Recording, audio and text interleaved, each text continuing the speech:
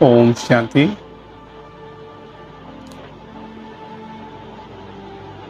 एक अगस्त 2023 बाबा के महावाक्य हैं।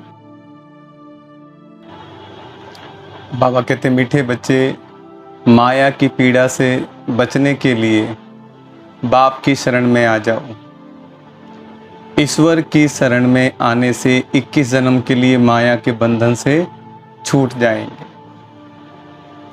प्रश्न है, तुम बच्चे किस पुरुषार्थ से मंदिर लायक पूजनीय बन जाते हो? उत्तर, मंदिर लायक पूजनीय बनने के लिए भूतों से बचने का पुरुषार्थ करो। कभी भी किसी भूत की प्रवेशता नहीं होनी चाहिए। जब किसी में भूत देखो, कोई क्रोध करता है या मोह के वश हो जाता है तो उससे किनारा कर लो। पवित्र रहने की स्वयं से प्रतिज्ञा करो। सच्ची सच्ची राखी बांधो। गीत तुम्हारे बुलाने को जी चाहता है। ओम शांति। भक्त सदैव बुलाते हैं भगवान को। भगवान को परमपिता कहा जाता है। कहते हैं पतित पावन परमपिता परमात्मा, आकर के हम बच्चों को पति से पावन बनाओ। तो जरूर सब पति ठहरे, क्योंकि रावण का राज्य है। 5 विकार सर्वव्यापी हैं। ऐसे नहीं कि सतयुग में भी 5 विकार सर्वव्यापक हैं, नहीं। उनको तो कहा जाता है संपूर्ण निर्विकारी दुनिया। यह है संपूर्ण विकारी दुनिया। भारत संपूर्ण निर्विकारी था, यह भूल गए। मंदिरों में जाकर देवताओं की उपमा भी करते हैं कि आप सर्वगुण संपन्न संपूर्ण निर्विकारी हो। यहाँ संपूर्ण विकारी हैं, इसलिए बाप को बुलाते हैं। बाप आकर संपूर्ण विकारियों को शरण में लेते हैं। शरणागति होती है ना, अभी सब रिफ्यूजी हैं, तो पुकारते हैं, आत्मा पुकारती है बाप को, बाबा हम आत्माएं बिल्कुल विकारी बन गई हैं, आप आकर निर्विकारी बनाओ। 1-2 को मारते रहते हैं, इसलिए इन्हों को डेविल भी कहा जाता है। भारत डीटी वर्ल्ड था, मनुष्य यह नहीं जानते बरोबर भारत देवी देवताओं की भूमि थी। वह राज्य करते थे, परंतु आधा कल्प से माया ने धीरे धीरे करके बिल्कुल ही पतित बना दिया है। इसलिए कहते हैं अब हम पतितों को आकर शरण लो। अब तुमने आकर परमपिता परमात्मा की गोद ली है। भविष्य देवी देवता बनने के लिए यह है ईश्वरीय गॉड फादरली मिशन। पतित को पावन अथवा कांटों को फूल बनाने की मिशन है। बच्चों का धंधा ही है परमपिता परमात्मा की मत पर कांटों को फूल बनाना, नरकवासियों को स्वर्गवासी बनाना। तुम कहते हो ओ गॉड फादर, तो जरूर तुम उनको जानते हो ना, फिर ऐसे कह ना सके कि परमात्मा कहाँ है।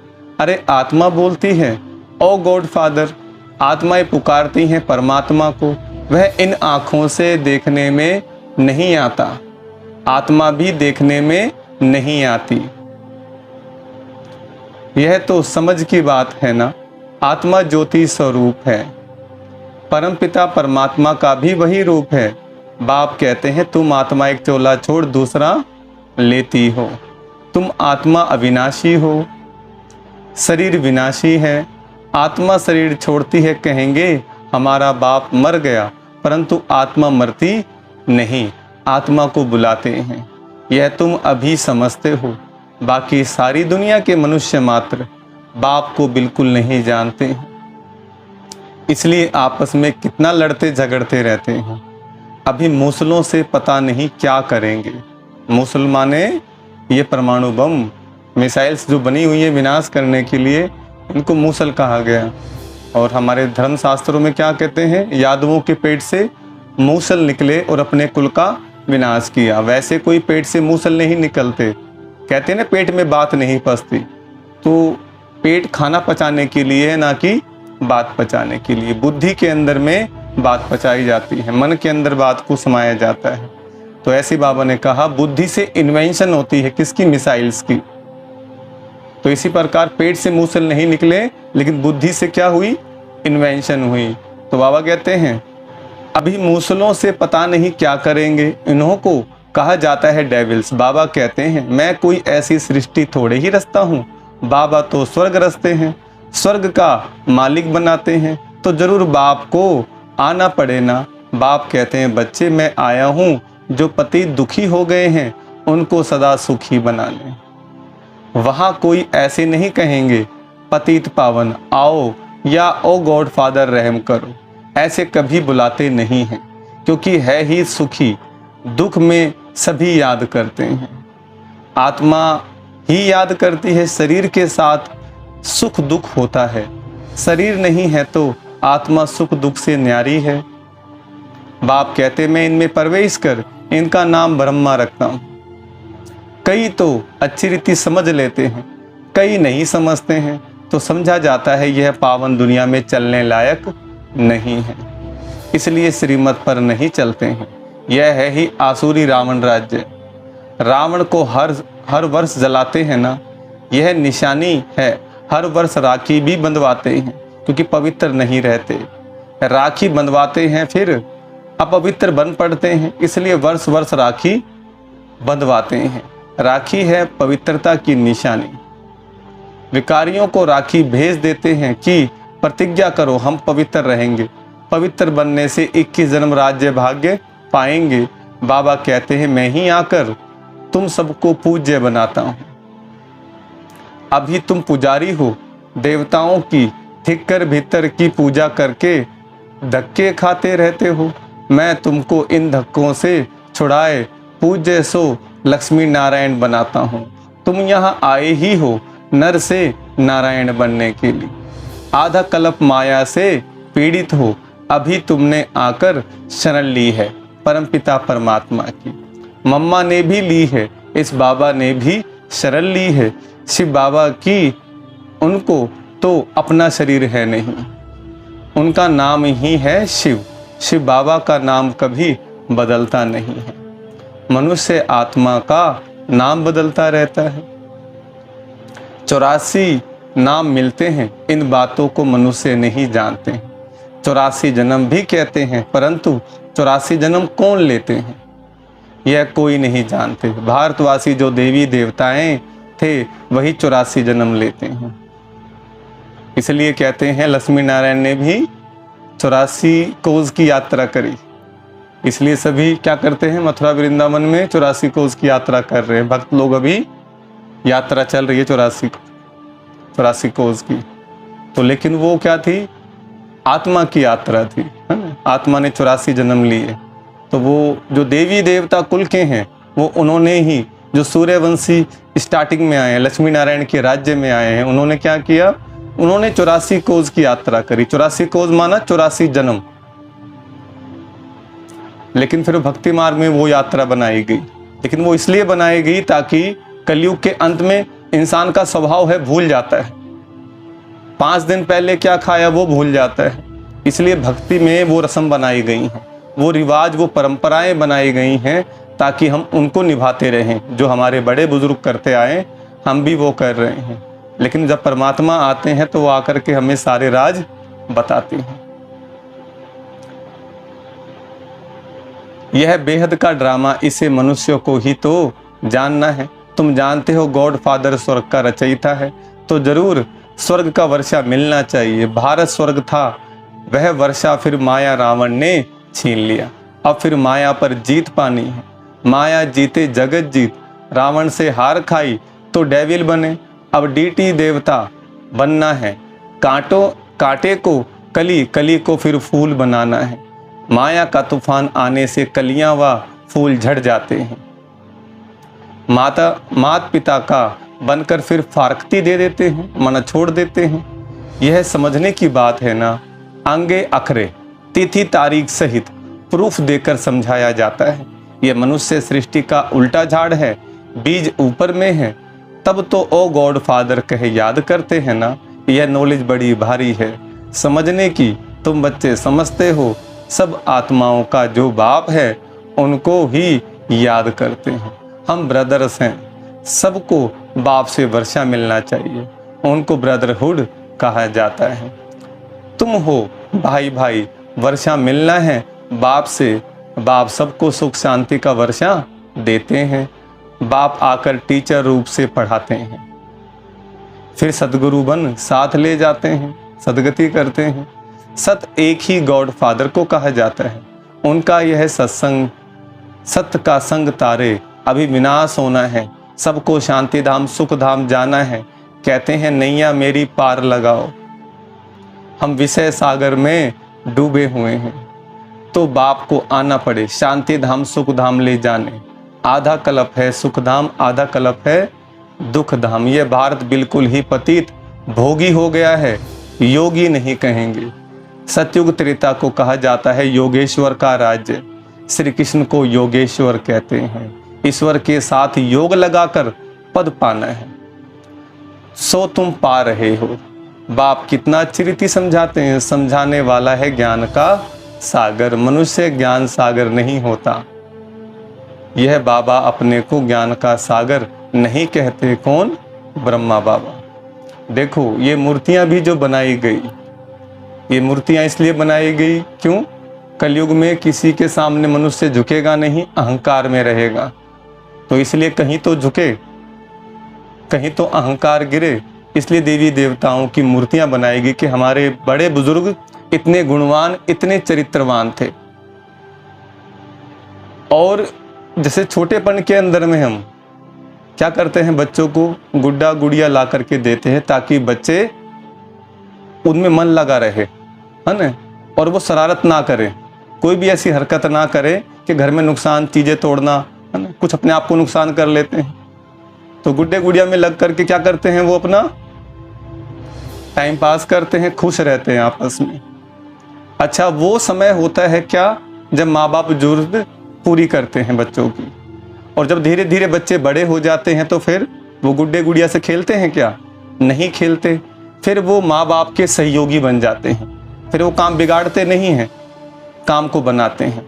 बिजनेस में, काम धंधे के अंदर में, घर के कामों में फिर वो मम्मी पापा का हाथ बटाते हैं। इसी प्रकार जब धीरे धीरे भक्ति की प्रकाष्ठा होती है, एक बार की बात है, संत कबीर, उनके जो गुरु थे, वो मूर्ति पूजा कर रहे हैं राम सीता लक्ष्मण की। तो फिर उन्होंने बोला कि भाई क्या भक्ति के लिए मूर्तियों की आवश्यकता है? फिर उनके गुरु कहते हैं जब भक्ति की प्रकाष्ठा हो जाती है ना, जब उच्च स्तर तक भक्ति पहुंच जाती है, तो फिर इन मूर्तियों की आवश्यकता नहीं। जब तुम्हारी भक्ति की प्रकाष्ठा नहीं है तो वो देख करके मन को केंद्रित करने के लिए बनाई गई है मूर्ति। इसी प्रकार जब भक्ति, जो मूर्तियां बनाई गई वो इसलिए बनाई गई ताकि हम बुद्धि को एकाग्र कर सकें, उनको देख करके उनके चरित्र को, देवी देवताओं के, अपने बड़े बुजुर्गों के चरित्र को याद कर सकें, और हम भी ऐसे गुणवान चरित्रवान बने। इसलिए संत कबीर दास ने बोला क्या, पाथर पूजे हरि मिले तो मैं पूजूं पहाड़, वासे तो चक्की भली जिसका पिसा खाए सब संसार। गुरु नानक देव जी में, है ना, एक ओंकार परमात्मा, उस निराकार की महिमा गाई है। श्री कृष्ण की भी उंगली बार बार ऊपर की ओर दिखाई है। तो और बताया गया कि जो भी तुम देवी देवताओं से मांगते हो वो मनोकामना मैं ही पूर्ण करता हूं। जिसके मन में भावना जैसी, प्रभु मूरत देखी तिन जैसी।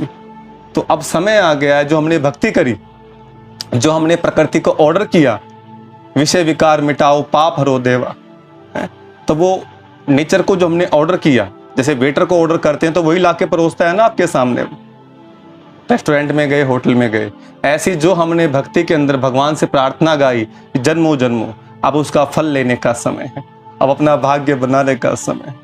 और जिस ट्रेन में हम बैठ गए हैं ना, ज्ञान योग की जो ट्रेन है, ये मंजिल, ये स्वर्ग को जाती है। और जो अलग अलग जो विषय विकार हैं और अलग अलग विषयों में जो लोग दौड़ रहे हैं, वो नरक की तरफ ही भाग रहे हैं, मन की चाल चल रहे हैं। तो मन की चाल नहीं, अब ईश्वर की चाल चल रही। तो देखो बाबा क्या कहते हैं, तुम अभी मास्टर ज्ञान सागर बन रहे हो, ज्ञान सागर से सारा ज्ञान हब कर लेते हो। जैसे टीचर द्वारा बैरिस्ट्री का नॉलेज स्टूडेंट्स हब कर लेते हैं, फिर बैरिस्टर बन जाते हैं। तुम सारे ज्ञान सागर को हब कर लेते हो, सारा ज्ञान आ जाएगा। तब फिर तुम प्रारब्ध पा लेंगे, बाप निर्वाण धाम चले जाएंगे। तुम बच्चे नंबरवार पुरुषार्थ अनुसार वर्षा ले लेते हो। इस नॉलेज से तुम सो देवी देवता सदा सुखी बन जाते हो। अभी तुम ईश्वर की शरण में आते हो। बाबा तुमको 21 जन्म माया के बंधन से छुड़ा लेते हैं। बाप कितना सहज कर समझाते हैं। पारस बुद्धि बनने वाले जो होंगे वही बनेंगे। तुम समझते हो हम बाबा से कलप कलप वर्षा लेते हैं, माया छीन लेती है। फिर मैं आकर तुमको सुख शांति का वर्षा देता हूँ। रावण दुख का वर्षा देते हैं, राम सुख का वर्षा देते हैं। कितना जन्म कितना समय दुख और सुख का वर्षा मिलता है, वह भी सब तुमको बतलाते हैं। बाप कहते हैं सिर्फ मुझ बाप को याद करो, मैं आत्मा परमपिता परमात्मा का बच्चा हूँ। बस बाप को याद करते रहो तो तुम्हारे विक्रम विनाश हो जाएंगे। तुम विक्रमाजीत राजा बन जाएंगे। विक्रमाजीत राजा का संवत 1 से शुरू हुआ, फिर विक्रम संवत 2500 वर्ष बाद शुरू होता है। विक्रमाजीत और विक्रम भारतवासियों के 2 संवत हैं। विक्रम का संवत अभी जानते हैं, विक्रमाजीत का संवत भूल गए हैं कि हमने कैसे विक्रमों पे जीत पाई थी। अब हम विक्रमों पे जीत पा रहे हैं और द्वापर से विक्रम संवत शुरू हो गया, विकारी कर्म शुरू हो गए। इसलिए कहते हैं देवता चले गए वाम मार्ग में। तो बाबा कहते हैं यह है पढ़ाई। देखो मुरली भी कितना ट्रैवल यात्रा करती है, नहीं तो गोप गोपियों को मुरली कैसे पहुंचे। टेप्स भी जाती हैं, सब सेंटर टेप सुनते रहेंगे। यह मुरली है वंडरफुल। इसके लिए ही गायन है कि गोपियां तड़पती थी। बाप कहते हैं मैं तो आता ही हूँ पतित दुनिया में। सतयुग में देवताओं को अपार सुख है, इतना सुख कोई पा ना सके। हीरे जौहरों के महल में रहते हैं, यहाँ तो सोना कितना महंगा है।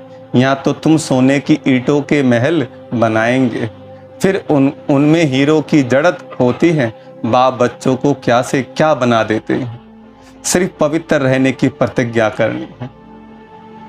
हनुमान जी कोई वैसे नहीं आएंगे, पूंछ लेकर के वानर का मुंह लेकर के। जब राम लक्ष्मण से मिले हनुमान जी तो वो मानव रूप धर के मिले हैं। तो परमात्मा कहते हैं जो भी संत महात्मा हैं, सच्चे मार्ग पर चल रहे हैं, बाबा के बच्चे हैं, तो वो हनुमान महावीर का रूप हैं। वो क्या कर रहे हैं, संजीवनी बूटी लेकर के आए हैं, बाबा ने दी है उनको। और क्या कर रहे हैं वो, मन लक्ष्मण जो मूर्छित हो गया है उनको ज्ञान की संजीवनी बूटी दे रहे हैं। जो आत्मा राम और लक्ष्मण नागफांस के अंदर बंध गए हैं, बुराइयों ने विकारों ने घेर लिया। नहीं तो इतने नाग कोई अंदर होते नहीं। रामायण में जैसे दिखाया गया वो तो सीरियल बाद में बने, पहले तो ये बातें रामायण में लिखी हुई थी ना। इस प्रकार से रावण राज्य में युद्ध हुआ और राम जी पर और लक्ष्मण पर प्रहार हुआ, तो उस पर नागफांस जब मारी गई तो आत्माराम और लक्ष्मण की कहानी है। उस राम लक्ष्मण की तो बात है ही है, लेकिन हमारी अपनी भी जीवन कहानी है।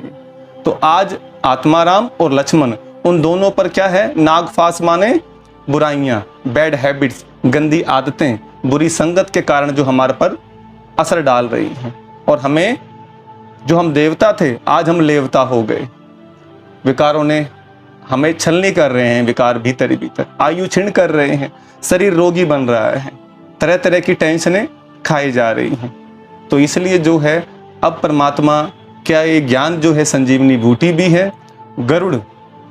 गरुड़ दिखाए हैं, भगवान सवार होते हैं गरुड़ के ऊपर में। वास्तव में बच्चों के ऊपर बुद्धि पर परमात्मा ही सवार हो, तो फिर वो क्या करेंगे, बगैर ईश्वर की वाणी के वो रह नहीं सकते। भगवान की बातें उनके मुख से निकलेंगी। जिस प्रकार गरुड़ ने क्या किया, नागफांस को काटा, है ना, उसके असर को खत्म किया और भीतर से बहुत सारे नाग निकाले।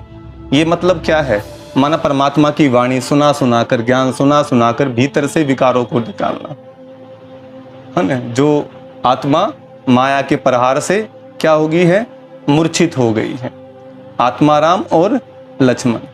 तो अभी बस वो गए कि गए, सारी क्या है सेना हार माने बैठी थी रामायण के अंदर। कि अब तो हमारे राम जी भी गए, लक्ष्मण जी, तो हम कैसे युद्ध करेंगे।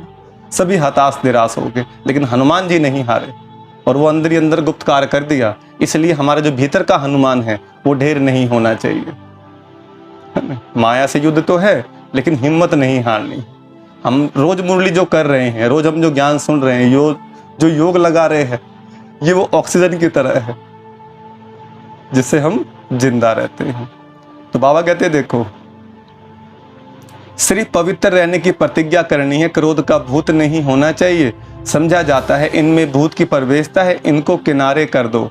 बहुत हैं जिनका अभी तक मोह नष्ट नहीं होता है। जैसे बंदरी का मोह होता है ना, ऐसे बच्चों आदि में मोह अटक जाता है। बंदर में सबसे जास्ती विकार होते हैं। तुमको अब बंदर से मंदिर लायक बना रहे हैं। रक्षाबंधन का राज भी समझाया है, राखी बांधने की बात नहीं है, ये बात बाप से प्रतिज्ञा की जाती है। मीठे बाबा, बेहद के बाबा, आधा कल्प हम भक्तों ने आपको याद किया है। अब आप आए हो बैकुंठ का मालिक बनाने, इसलिए हम आपके मददगार बनते हैं। हम प्रतिज्ञा करते हैं कि कभी अपवित्र नहीं बनेंगे, पवित्र बन भारत को पवित्र बनाएंगे। कितनी सहज बात है। अच्छा, मीठे मीठे सिखला दे बच्चों प्रति, माता पिता बाप दादा का याद प्यार, गुड मॉर्निंग। रूहानी बाप की रूहानी बच्चों को नमस्ते। हम रूहानी बच्चों की रूहानी बाप दादा को नमस्ते नमस्ते नमस्ते। धारणा के लिए मुख्य सार है। पहला पॉइंट, श्रीमत पर पतित मनुष्यों को पावन देवता बनाने की सेवा करनी है, बाप का पूरा पूरा मददगार बनना है। दूसरा, ज्ञान सागर का सारा ज्ञान हप करना है, बाप की याद से विक्रमों को दग्ध कर विक्रमाजीत बनना है। वरदान, कोई भी ड्यूटी बजाते हुए स्वयं को सेवाधारी समझ सेवा करने वाले डबल फल के अधिकारी भव। कोई भी कार्य करते, दफ्तर में जाते या बिजनेस करते, सदा स्मृति रहे कि सेवा के लिए यह ड्यूटी बजा रहे हैं, सेवा के निमित्त यह कर रहा हूँ, तो सेवा आपके पास स्वतः आएगी और जितनी सेवा करेंगे उतनी खुशी बढ़ती जाएगी। भविष्य तो जमा होगा ही, लेकिन प्रत्यक्ष फल खुशी मिलेगी, तो डबल फल के अधिकारी बन जाएंगे। याद और सेवा में बुद्धि बिजी होगी तो सदा ही फल खाते रहेंगे। स्लोगन, जो सदा खुशहाल रहते हैं वह स्वयं को और सर्व को प्रिय लगते हैं। जो सदा खुशहाल रहते हैं वह स्वयं को और सर्व को प्रिय लगते हैं। अच्छा, ओम शांति।